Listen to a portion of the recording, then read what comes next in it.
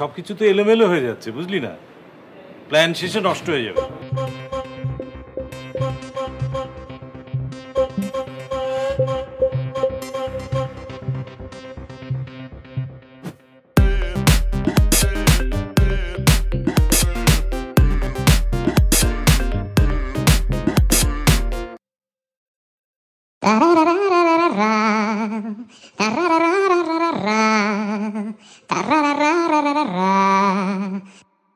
Hello, hello, Samir সাহেব বলছেন? কিছুটা ঠিক বলছেন।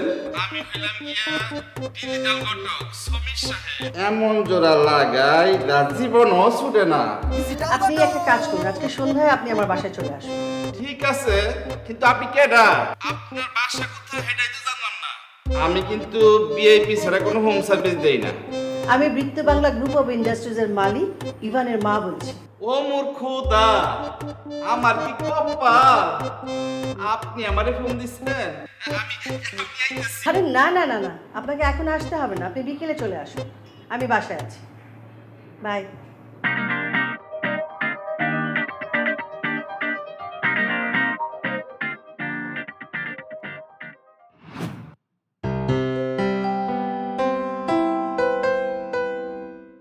ডিজিটাল ঘটক। বাহ, কত সুন্দর!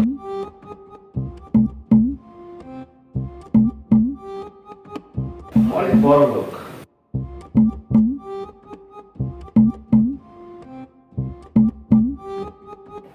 সমীর সাহেব, আপনি এসে পড়েছেন? আপনি বলেছেন ম্যাডাম, বান্দা হাজির।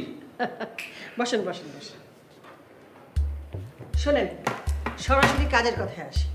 আমার ছেলে ইভান, আমি ওর জন্য পাত্রী খুঁজছি। আমি আমার ছেলের 7 দিনের মধ্যে বিয়ে দিতে চাই। ইভান সাহেবের জন্য পাত্রী খোঁজা লাগে? আপনার পোলারে বিয়া করাবেন শুনলে বাড়ির বাইরে মায়াগো লাইন পড়া যাইব। ডাক্তার, ইঞ্জিনিয়ার, পাইলট, কেমন মায়া লাগবো? এমপি মন্ত্রীরও আপনার পোলার লগে মায়া বিয়া দিতে পারলে খুশি হয়ে যাইব। ডিজিটাল ঘটক। আরে না না, আগে থামেন। আমার কথাটা আপনি মন দিয়ে শুনে নেন। আমি ডাক্তার ইঞ্জিনিয়ার পাত্রী চাই না। আমার প্রয়োজন গ্রামের অসহায়, শান্ত, শিষ্ট, ভদ্র, নম্র এবং অল্প শিক্ষিত। কেন ম্যাডাম, আপনি কি ইলেকশনে খেলাইবেন? পাবলিক সিম্পিতির জন্য? আর ধুর, বসেন তো। আচ্ছা, এই ব্যাপার। ঠিক আছে, এই ঘটককে তো তাহলে ম্যানেজ করতে হবে। এসব জেনে আপনার কোনো দরকার নেই। আমি যেটা বললাম আপনি সেটা করেন। আচ্ছা ম্যাডাম, আমার ফিসটা? ও হ্যাঁ, আপনি বসুন, আমি আসছি।